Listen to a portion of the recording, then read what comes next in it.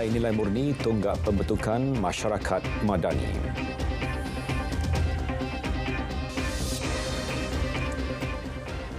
Assalamualaikum, salam Malaysia Madani. Berita tengah hari bersama saya Muhammad Shah Musa. Hari ini berlangsungnya Hari Mengundi PRK Jepak. 22,731 pengundi berdaftar terlibat dalam proses pengundian itu dan setakat pukul 12.30 hari, jumlah peratusan keluar mengundi adalah 33%.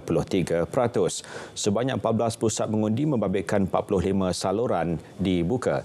3 dari 14 pusat mengundi berkenaan akan tutup pada pukul 4 petang dan selebihnya 5.30 petang nanti. Pengerusi SPR Tan Sri Abdul Ghani Saleh menyasarkan peratusan keluar mengundi pada PRK Jepak mencapai 65%. Selain keputusan dijangka diumum seawal jam 9 malam ini. Sementara itu, Jabatan Meteorologi Malaysia beramalkan ribut petir jangka berlaku di beberapa kawasan pada sebelah petang. Dan untuk proses pengundian PRK Jepak langsung kita bersama Syazwani Samsu. Wani, silakan. Ya, Syah, saya kini berada di salah sebuah pusat pengundian bagi pilihan raya kecil Dewan Undangan Negeri N67 Jepak, iaitu di Rumah Panjang Joshua Manit, di mana di sini ditempatkan 3 saluran mengundi dan dijangkakan 1,426 pengundi akan menunaikan tugas demokrasi mereka di sini. Dan pagi tadi, kira-kira 10.20 pagi, pengerusi SPR Tan Sri Abdul Ghani Osman juga hadir di sini bagi memantau kelancaran proses demokrasi. Terdahulu, beliau hadir di Sekolah Kebangsaan Kampung Jepak juga untuk memantau proses pengundian di sana. Dan hari ini, khususnya bagi Rumah Panjang Joshua Manit ini ditugaskan 23 petugas SPR bagi melancarkan proses demokrasi di sini. Dan kepada para pengundi yang mungkin belum keluar mengundi, anda dinasihati agar keluar mengundi awal dan elakkan untuk mengundi saat-saat akhir kerana berdasarkan ramalan kaji cuaca Jabatan Meteorologi Malaysia menjangkakan ribut petir di 1-2 kawasan pada sebelah petang nanti. Dan kalau saya dapat kongsikan juga sekarang suasana pengundian di Rumah Panjang ini sedikit perlahan kerana saya difahamkan kebanyakan pengundi sudah pun keluar pada awal pagi tadi. Dan sedikit perkongsian juga mengenai Rumah Panjang ini, ia menjadi pusat pengundian bagi 9 lagi rumah panjang berhampiran di kawasan Tatau Jepak ke Tatau ini. Dan untuk hari ini juga ditugaskan 624 pegawai polis bagi mengawal serta mengelakkan jika ada situasi luar jangka. Justru kepada pengundi, jangan khawatir, anda boleh keluar mengundi dengan selamat kerana 624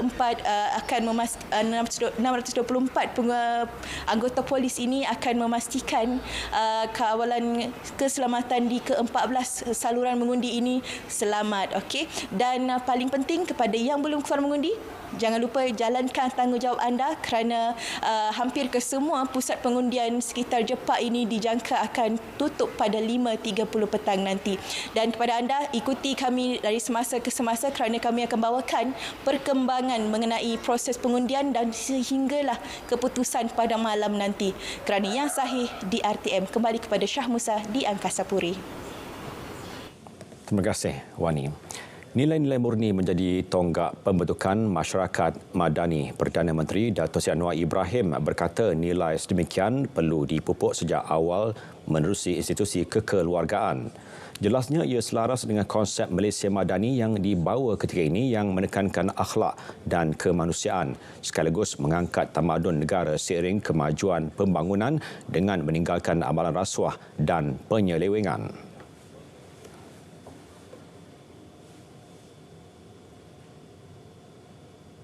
Kerana Madani itu menekankan soal nilai, soal akhlak, soal kemanusiaan yang kadang-kadang dalam membina negara tidak sangat ditekankan.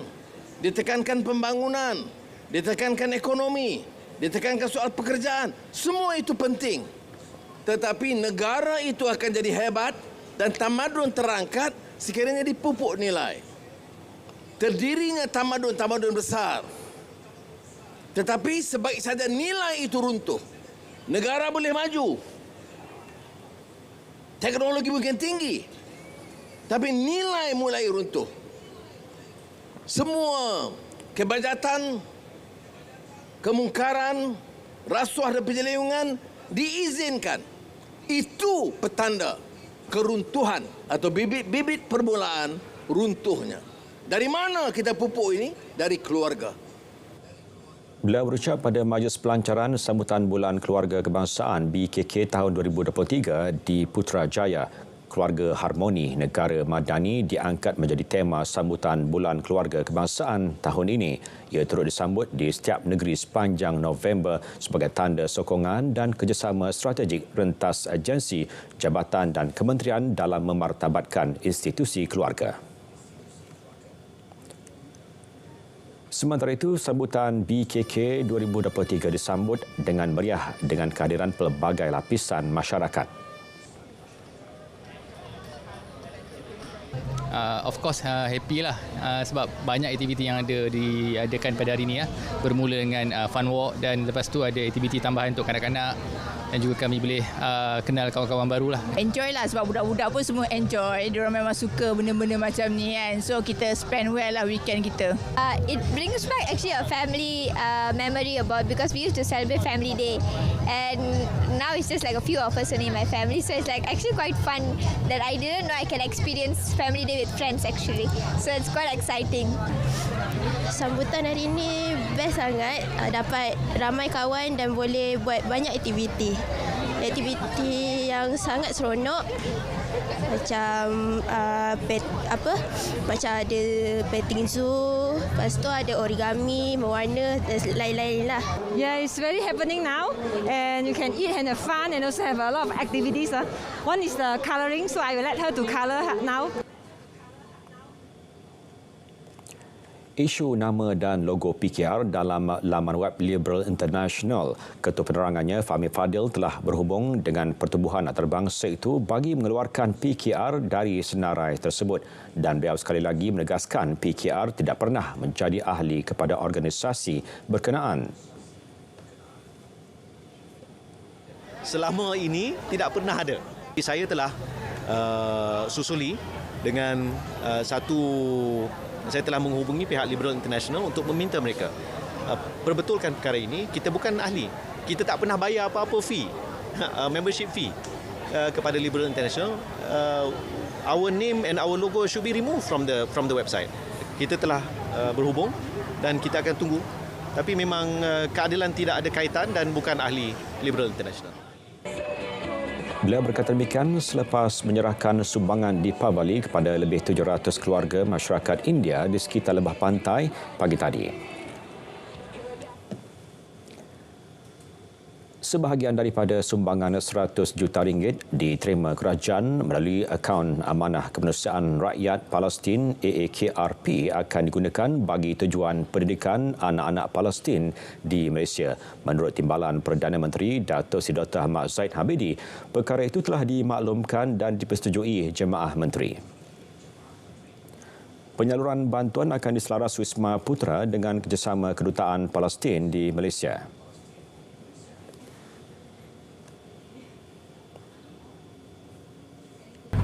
TYT Duta Palestin telah menyatakan bahawa pelajar-pelajar Palestin dan keluarga Palestin yang ada di Malaysia akan dikemukakan senarai penuhnya pada Kementerian Luar untuk tindakan-tindakan bagi memberikan bantuan kepada mereka. Beliau bercakap pada sidang media selepas flag off bantuan kemanusiaan Ops Ehsan di Terminal Kargo KLIA. Pesawat membawa muatan sumbangan kemanusiaan Ops Ehsan untuk rakyat Palestin berlepas ke Al-Arish, Mesir kira-kira 11.30 malam tadi. Pesawat jenis Boeing 737-81Q bernombor pendaftaran 9M-WCA disewa khas membawa muatan 20 tan barangan perubatan dan keperluan harian. Timbalan Perdana Menteri Datuk Seri Dr. Ahmad Zahid Hamidi menzahirkan penghargaan kepada seluruh rakyat Malaysia di atas keprihatinan ditunjukkan selain menyeru untuk terus bersolidariti dengan rakyat Palestin. Ops Ehsan yang telah berjalan selama beberapa hari ini, kami mengucapkan banyak-banyak terima kasih kepada keperhatian para penderma rakyat Malaysia tanpa mengira agama, kaum dan juga latar belakang politik, dan inilah semangat yang harus terus diperlihatkan oleh rakyat Malaysia keseluruhannya. Ops Ehsan digerakkan hasil penglibatan lebih 44 NGO selain mendapat kerjasama Bulan Sabit Merah Mesir yang akan membawa masuk bantuan melalui sempadan Rafah. Nilai keseluruhan sumbangan terkumpul adalah sebanyak RM7 juta dengan muatan keseluruhan 50 tan. Penerbangan kedua Ops Ehsan dijadual berlepas minggu hadapan membawa sebahagian lagi muatan sumbangan untuk rakyat Gaza.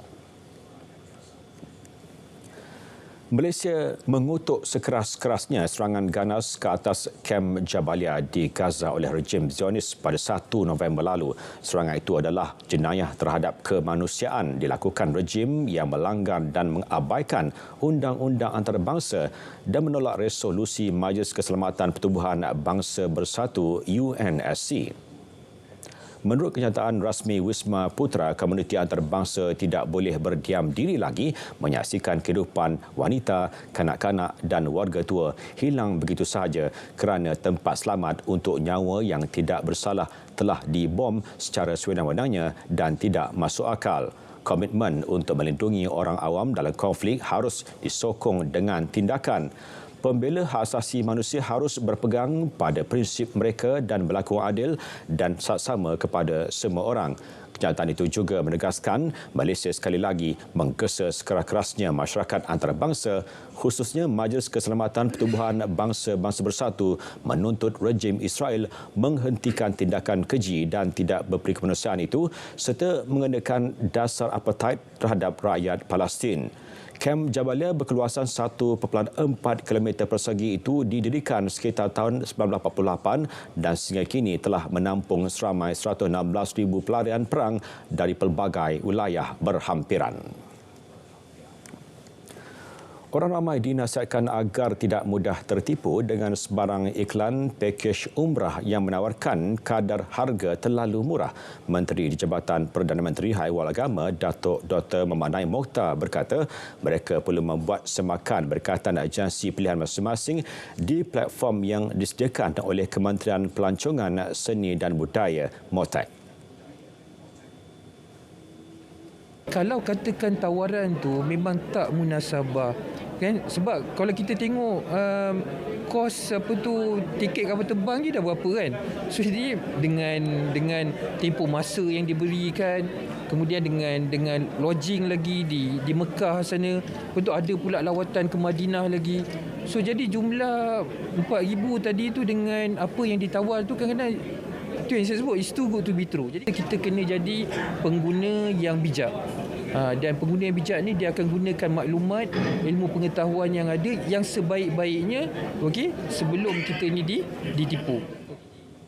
Beliau bercakap kepada media selepas menghadiri pertandingan akhir Akademi Da'i Muda Yayasan Dakwah Islamiah Malaysia YADIM 2023 di Ibu Negara semalam. Tambah beliau, individu yang menjadi mangsa penipuan agensi pakej umrah disarankan menyimpan segala bukti transaksi dan perjanjian selain membuat laporan polis. Program jualan agro madani dan jualan rahmah dilihat mampu membantu rakyat mendapatkan barangan asas dengan harga yang berpatutan. Bagi mendapatkan perkembangan terkini program tersebut bersama Nur Syafina Sari di Masjid As-Sajidin, Simpang Kerayong, Jasin. Silakan. Baik, terima kasih. Ketika ini berlangsung program jualan agromadani dan jualan rahmah di Masjid As-Sajidin, Simpang Kerayong, Jasin. Program ini bersempena Hari Bersama Masyarakat di kawasan Dewan Undangan Donurim. Program ini telah berbuna sejak jam pukul 8 pagi tadi, melibatkan 10 usahawan. Jadi untuk mengetahui lebih lanjut berkenaan jualan ini, kita bersama dengan Ahli Dewan Undangan Negeri Donurim, Datuk Khairiyah Abu Zahar. Terima kasih Datuk bersama kami hari ini. Sama-sama. Okey Datuk, boleh tak nak tanya pendapat Datuk dengan penganjuran program jualan ini dalam membantu rakyat, macam mana Datuk? Baik, Alhamdulillah hari ini daripada sebenarnya kaunter jualan mula pukul 8 tapi orang yang datang daripada pukul 7 rasa saya tengok tadi dah ramai dan kita jualan ramah bergerak dan juga Agro Madani berjalan serentak di dalam Dun Rim untuk hari ini dan kita sekalikan juga dengan hari bersama masyarakat lah iaitu kita bukan sekadar ada jualan saja tetapi kita ada juga buka kaunter-kaunter untuk beberapa agensi dalam kerajaan seperti JKM, Majlis Agama, permohonan-permohonan untuk bantuan dan sebagainya, perkeso dan segala banyaklah. Kalau tengok dekat sini ni ada banyak ni dan juga jualan. Jadi saya rasa bila benda ini memudahkanlah sebab kita memang pilih kampung-kampung yang mana kita boleh engage dengan lebih dekat masyarakat di dalam kampung dan kampung bersebelahan. So alhamdulillah sambutan yang sangat baik dan saya rasa sebab jualan pun untuk barang-barang yang terkawal dengan harga yang murah. Contoh macam ayam, kalau market biasa RM7 lebih, hari ini kita jual RM6.40 sekilo. Daging pun kurang dalam RM1.2. Maksudnya murah lah daripada ni. So biasa kat luar dan RM34 ke atas ni RM32. Jadi saya rasa ini memberi kesan yang sangat baik dengan untuk membantu ekonomi rakyat juga. Okey Datuk, mungkin ada harapan Datuk dan cadangan Datuk lah. Mungkin program bersama masyarakat nanti di tempat lain mungkin akan selitkan sekali program jualan seperti ini. Memang saya rasa bila kita tengok kat sini mendapat sambutan yang sangat baik. So kita akan kembangkan lagi di tempat lain dalam Dun saya lah. Dan saya rasa of course menjadi satu perkara yang sangat positif kalau kita dapat buat di lebih banyak kawasan dan lebih banyak tempat. InsyaAllah memang memberi impak yang sangat positif lah. Alhamdulillah semua orang nampak happy hari ini. Mungkin di luar bandar mungkin kurang untuk mendapatkan program jualan sebegini. Mungkin ada cadangan Datuk ke macam mana? Ya betul. Saya rasa untuk program yang seperti ini seperti jualan ramah bergerak dan Agro Madani ini untuk kawasan luar bandar sangat-sangat membantu dan kita memang kalau boleh kita nak diadakan dengan lebih kerap dengan peruntukan yang lebih besar untuk kawasan luar bandar khususnya kerana kita tahu ianya sangat memberi impak yang positif dan membantu ekonomi lah dengan kadar barang yang mungkin ada yang dah mahal, dah meningkat dan sebagainya. Bila ada macam ini ianya sangat membantulah. Saya tengok tadi ada orang kampung saya beli memang bukanlah simpan stok tapi dia tahu ini adalah peluang untuk beli barang dengan lebih murah. Jadi membantu sangat-sangat. Elok digalakkan dengan peruntukan yang lebih besar dengan kekerapan yang lebih banyak. Baik, terima kasih Datuk bersama kami hari ini. Seperti yang dikongsikan Datuk tadi, program seperti ini pastinya sangat membantu kepada mereka yang memerlukan. Jadi saya kira setakat ini saja laporan dari Melaka. Kembali ke Angkasa Puteri, silakan. Baik, terima kasih Syafinas. Berita Tengah Hari akan kembali selepas ini.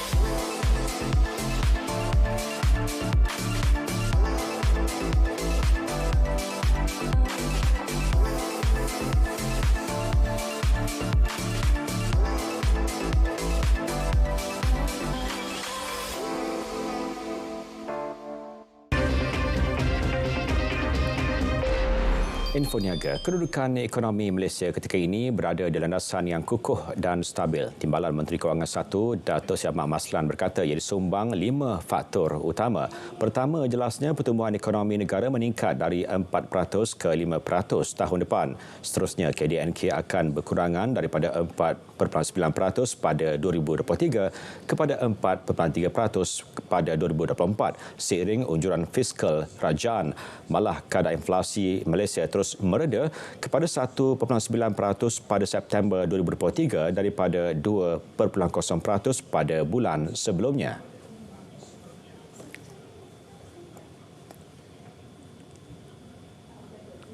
Usaha kita untuk memastikan OPR itu terus kekal, maka kekal ya.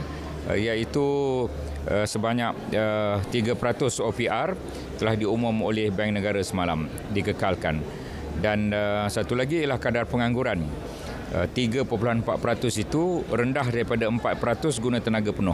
Ini ukuran sebenar, ini 5 ukuran. Selain daripada itu pelaburan yang telah diumum separuh tahun ini begitu besar jumlahnya. Jadi segala angka-angka itu menunjukkan ekonomi kita berada di landasan yang kukuh. Beliau temui pemberita selepas majlis penganugerahan usahawan terbilang Islamic Distinguished Entrepreneur IDEA Award di Hotel Sun Regis Kuala Lumpur. Seramai 40 penerima anugerah terdiri daripada usahawan Muslim daripada pelbagai sektor. Turut diraikan pemilik perniagaan bukan Islam yang mengamalkan ciri-ciri Muslim-friendly businesses.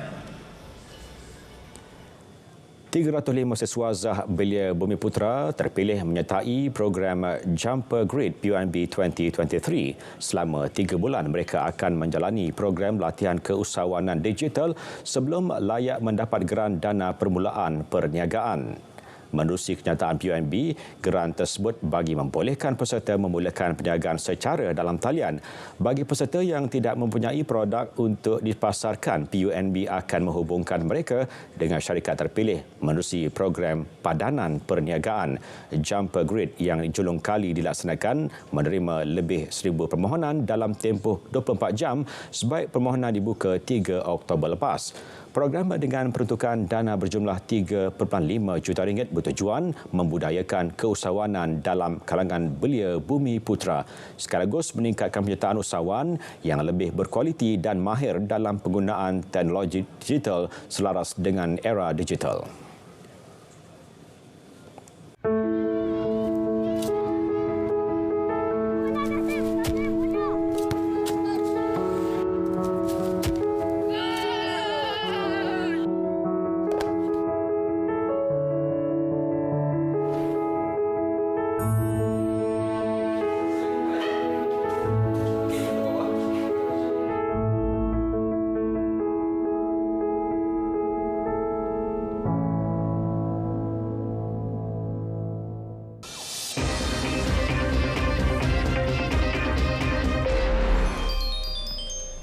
Beralih ke berita sukan, penganjuran lebih banyak platform mencukil bakat dalam sukan tarian breakdance mampu melahirkan lebih ramai penari berbakat besar untuk diketengah hingga ke peringkat antarabangsa termasuk sukan Olimpik.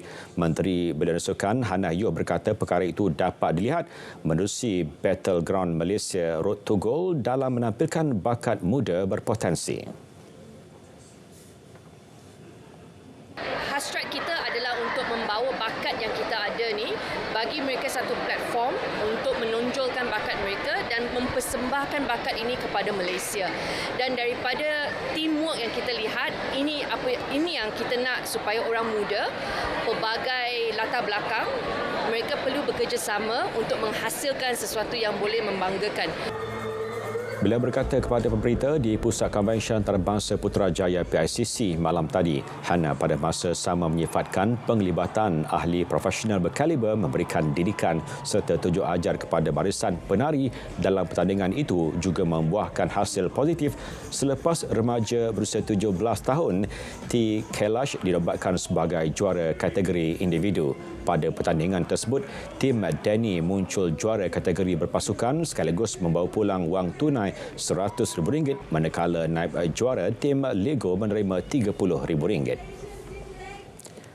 Piala Malaysia 2023 Terengganu FC TFC melangkah ke perlawanan akhir selepas menewaskan Kuala Lumpur City FC 2-1 pada aksi separuh akhir kedua di Stadium Sultan Mizan Zainal Abidin. Kemenangan itu menyaksikan skuad penyu melakar agregat 4-2. Tuan rumah menguasai babak pertama menerusi beberapa percubaan berbahaya namun gagal melepasi kawalan kemas penjaga gol lawan Kevin Mendoza. Hanya 3 minit sebelum berehat, Ivan Mahmud akhirnya berjaya meledak gol pertama untuk menceriakan lebih 25,000 penonton tuan rumah. Kegembiraan penyokong TFC tidak bertahan lama apabila skuad bimbingan Nenad Bacina menyamakan kedudukan pada minit ke-51 menerusi tadukan Romel Morales. TFC kemudian bangkit mengatur serangan dan Ivan menjaringkan gol kedua menerusi rembatan dari dalam kotak penalti pada minit ke-67. Kedudukan 2-1 kekal hingga whistle penamat.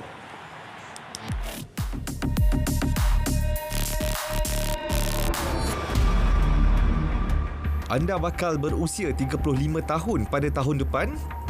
Sediakah anda menyarung uniform celoring biru PLKN? heboh di media sosial mengenai pelaksanaan PLKN 3.0. Mereka mendakwa pelatih program terdiri daripada mereka yang berusia antara 16 hingga 35 tahun. Ramai yang melahirkan kebimbangan. Tidak kurang, mereka yang menjadikannya bahan jenaka. Semakan pasukan Biar Betul mendapati berita yang tersebar adalah tidak tepat.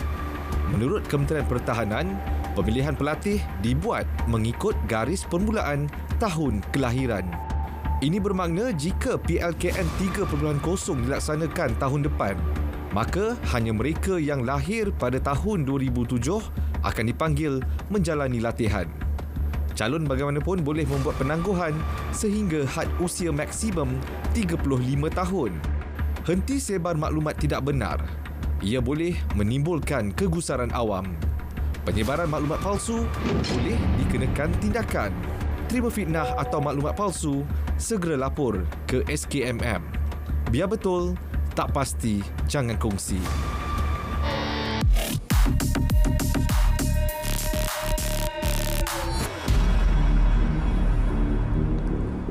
Berita tengah hari berakhir di sini. Dari sungai ke segara, Palestin pasti merdeka. Malaysia Madani tekad paduan penuh harapan. Assalamualaikum.